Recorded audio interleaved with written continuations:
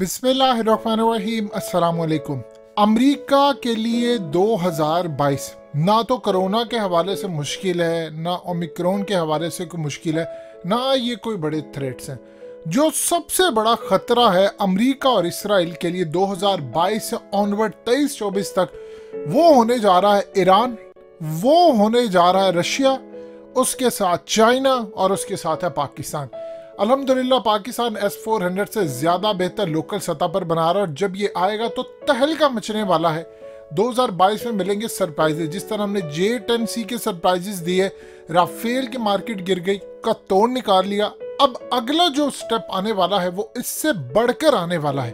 वो स्टेप ये है कि इस वक्त ईरान के प्रेसिडेंट पहुंचने वाले हैं रशिया के प्रेसिडेंट के पास और मुलाकात होने जा रही है और तकरीबन $10 अरब से जायद की एक डील फाइनलाइज करने जा रहे हैं।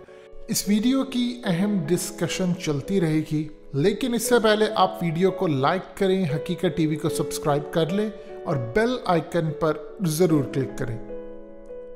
जिसके मुताबिक इस वक्त ईरान डिमांड कर रहा है कि उनको S-400 दिया जाए ताकि अमेरिका के कोई मिसाइल या इसराइल के कोई मिसाइल आए तो फौरी तौर पर उनका मुकाबला हो, और इसके साथ Su-35 डिमांड वो करें। आप जानते हैं दुबई का एयर शो हुआ था तो क्या कमाल तरीके से रशिया ने जो वहां पर डेवलपमेंट की, दुनिया को अपनी ताकत दिखाई। यानी आप सोच लें Su-57 से बढ़कर जो चीजें उसने वहां पर पेश की तो सारी दुनिया ने देखा कि रशिया की ताकत क्या थी। अब मामला होने जा रहा है बड़ा जबरदस्त। चाहते हुए भी इस वक्त दुनिया में वही ब्लॉग बन रहा है जिसकी पेशन गोई नेमतुल्लाह शावली ने की थी। अब मामला ये है कि ईरान इस वक्त करीब आ रहा है, ऑलरेडी वो था, मजीद करीब आ रहा है रशिया के। अब रशिया उनको अगर देता है S-400 7 तैयारे तो वो इसराइल का मुकाबला करेंगे, और ख़ास तौर पर जो शाम के अंदर इसराइल का S-400 लगा था लेकिन वो डिटेक्ट नहीं कर पाया जो अमरीकी तैयारे जो दिए थे उन्होंने इसराइल को, जिसमें उन्होंने मॉडिफिकेशन की F-35 से लेकर दूसरे तीसरे जितने तैयारे थे वो आकर उन्होंने शाम में हमला किया है, लेकिन ये डिटेक्ट नहीं कर पाया। ईरान को जो वो देने जा रहे हैं वो उस टेक्नोलॉजी को डिटेक्ट करेगा जो इसराइल यहाँ पर यूज करेगा। अब अमेरिका जो हमला कर सकता था, याद रखिए S-300 ऑलरेडी ईरान के पास है, अब S-400, उसके बाद उन्होंने S-500, फिर अगले कुछ सालों बाद S-550 जो इस वक्त रशिया के पास है वो आहिस्ता आहिस्ता दुनिया को अवेलेबल होगा।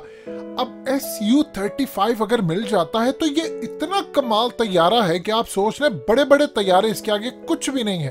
तो इस सूरत हाल के अंदर सबसे बड़ी तकलीफ है वो होने जा रही है इसराइल को, और अश्योरिटी ये है कि आप देख लें उनकी इकोनॉमी की धज्जियां उड़ी पड़ी हैं, यानी कुछ भी उनका सही नहीं है। उसके बावजूद वो $10 अरब की डील करने जा रहे हैं। उन्होंने ईरान के साथ डील की।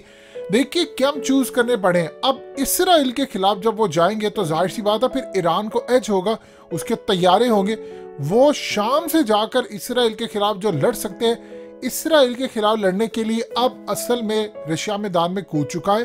उनको ऐसी प्रॉक्सी चाहिए रशिया को जो हर जगह जाए। ईरान प्रॉक्सी के मामले में दुनिया में बेहतरीन है। आप सोच लीजिए, आप ईरान को शायद हो सकता है डायरेक्टली शिकस्त दे दें, यानी फौजों के मुकाबले में आप उन पर हमला करें, आप प्रॉक्सी में ईरान को नहीं हरा सकते। आप सोच लें कि सुरंगों के ऊपर इस वक्त पूरी तरह कब्जा है इसराइल का, लेकिन आफरीन है कि हमास वहां पर बैठा है और ईरान यहां से हिजबुल्लाह को पहले देता है, फिर हथियार वो जाते हैं सुरंगों के जरिए आगे हमास तक, और हमास फिर आगे इसराइल को मारता है। तो जब उनके पास डायरेक्टली इस लेवल के S-400 आ जाएगा जो अपनी प्रोटेक्शन वो कर सकते हैं, तो अमेरिका का जो भी मिसाइल आएगा तो वो डिटेक्ट करेगा उसको 600 किलोमीटर की रेंज से, और 400, 200 और फिर शॉर्ट रेंज, लॉन्ग रेंज तक वो उसको उड़ा सकता है। और वो टेक्नोलॉजी देगा जो कस्टमाइज होगी, मॉडिफिकेशन उसमें करके, ताकि इसराइल ने जो अभी हालिया काम किया है वो ना हो। अब इस सूरत हाल में भारत के पास जो S-400 रहेगा, अब भूल जाएं कि वो पाकिस्तान के तैयारे डिटेक्ट कर पाएंगे या चाइना के, उसका तो तोड़ हमने निकाला है। लेकिन जो ईरान को मिलेगा उसमें डिटेक्ट करने की सलाहियत होगी कि रशिया ने हालिया सबक सीखा है। अब यहाँ पर मामला ये है कि अमेरिका को अरब वर्ल्ड कहेगा कि देखो उनके पास आ गए हैं एडवांस चीजें। यानी आप सोच रहे हैं कि उस वक्त पुतिन ने उस वक्त के ईरानी प्रेसिडेंट और 60 टर्किश प्रेसिडेंट अर्दोगान को बिठाकर कहा था कि देखो अगर तुम्हारे पास 400 होता तो तुम्हारी ऑयल इंस्टॉलेशन पर हमला नहीं होना था। ये चीज आप ज़हन में रखो। और उस पर मजाक उड़ाते हुए उन्होंने कहा, फिर उन्होंने कुरान की आयत का तर्जुमा किया कि तुम लोग तफरका क्यों पैदा करते हो अपने अंदर, तुम एक अल्लाह की रस्सी को मजबूती से थाम लो, तुम्हारे तो कुरान मजीद में लिखा है। और आप जानते हैं वो बात कितनी मशहूर हुई थी। ये तो सूरत हाल होगी, लेकिन अगला जो मामला आया है वो बड़ा इंटरेस्टिंग है कि अरब वर्ल्ड अब कहने जा रहा है अमेरिका को कि आप हमें किस जगह पर लाकर आपने छोड़ा है, यानी हम आपकी जंग नहीं लड़ सकते क्योंकि ईरान के पास हथियार हैं, उसके पास तैयारे हैं, उसके पास वो सिस्टम है। अगर हमें एडवांस सिस्टम नहीं मिलता तो मिडिल ईस्ट की हद तक हम तो आपके साथ नहीं खड़े। और रहेगी बात इसराइल की, इसराइल को ये बात समझ आ गई है कि अब चाइना, रशिया, और एक चीज आप ज़हन में रखिएगा, ये ऑफिशियली शायद ये बात सामने ना आ सके, लेकिन बैकडोर चैनल पर इसराइल के खिलाफ अगर किसी मुल्क को सही मायने में इस्तेमाल करेगा रशिया, और चूंकि हमारा मफाद भी होगा मस्जिद अक्सा के साथ, तो वो है पाकिस्तान। ये बात सबको पता है, डायरेक्टली ये बात कोई नहीं कर सकता, लेकिन पाकिस्तान इसमें रोल प्ले करेगा जब इसराइल मामला खराब करेगा, क्योंकि पाकिस्तान का माजी ये है कि हमारी एयरफोर्स ने जाकर इनको मारा था और ये भूले नहीं आज तक। ये अहम तरीन मामला है। हमें अगले कुछ अरसे के अंदर ये चीजें डेवलप करनी है, पाकिस्तान को तरक्की की तरफ लेकर जाना है। अब इस सूरत हाल में रशिया पूरी तरह तैयार है पाकिस्तान के साथ उनके मामला, तो उनको पता है, देखिए नेचुरल अलायंस बनता जा रहा है। अब इसराइल को पता है कि ईरान ने आकर मुझ पर हमले करने हैं और ईरान ने मस्जिद अक्सा को बचाना है। रशिया के साथ उनकी हो गई कमिटमेंट और रशिया से वो बातचीत कर रहे हैं कि देखिए मस्जिद अक्सा के मामले के ऊपर हमें आपका साथ चाहिए। अमेरिका का दोस्त है रशिया। एक वक्त था कि रशिया के अंदर बड़ी स्ट्रांग लॉबी थी यहूदियों की, अब असल में रशिया को तोड़वाने में यहूदियों का भी बड़ा किरदार था। यानी इसराइल ने अमेरिका को हथियार दिए, उन्होंने आगे ज़ियाउल हक को दिए, ज़ियाउल हक ने उस वक्त वो सोवियत यूनियन के खिलाफ इस्तेमाल किए। देखिए चीजें आप देखते हैं कि वक्त के हिसाब से चलती हैं, लेकिन इसका ये मतलब नहीं था कि ज़ियाउल हक ने यह फैसला कर लिया था कि हमारा दोस्त है। वो तो जब अमेरिका के साथ मिल रहे थे उनको पता था अमेरिका हमारा दोस्त नहीं। ज़ियाउल हक ने क्या बात की थी, उसने कहा था जनीवा के अंदर जो मामला चल रहे हैं मुझे अश्योरिटी ये चाहिए कि अमेरिका दोबारा ना आ जाए। वैसे वो अमेरिकी सदर से जब मिलते थे रेगन से, तो क्या बात है, क्या वो उनके जज्बात थे, यानी ऐसा लगता था शायद उनसे बेहतर दोस्त ही कोई नहीं। और फिर यही तो ज़ियाउल हक की क्वालिटी थी कि उन्होंने क्या बेवकूफ़ बनाया अमेरिका को, और अमेरिका को पता था कि हम बन रहे हैं, लेकिन वो मजबूर थे। और जंग को इतना प्रोलॉन्ग समटाइम उन्होंने कर दिया कि 1988 तक पाकिस्तान एटमी ताकत बन चुका था।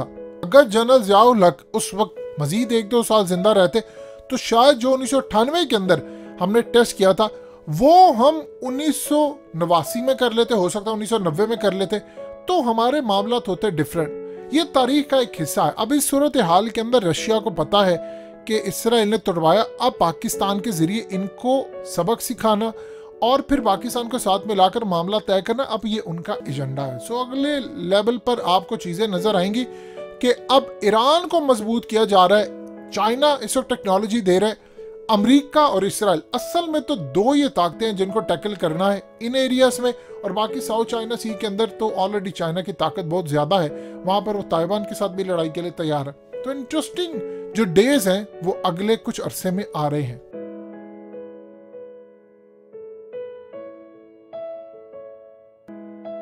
हकीकत टीवी को सब्सक्राइब करना मत भूलें, वीडियो को लाइक करें, शेयर करें और कमेंट सेक्शन में अपनी राय का इजहार जरूर करें।